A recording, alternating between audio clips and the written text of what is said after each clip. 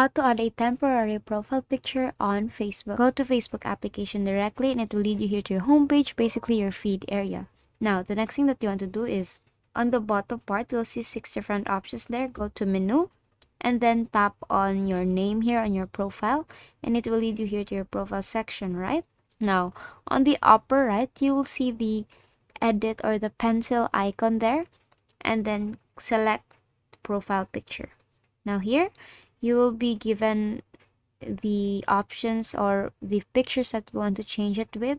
So it's either to the suggested photos or your profile frames here. And if you have already saved it to your camera roll, so for today, I'm just going to use this one. And then after clicking on that, there are 3 options in the bottom part. You'll see edit frames and make temporary. Click on make temporary. It's either for an hour, a day, a week. And after a week or whatever you set it with, it will automatically go back to your profile.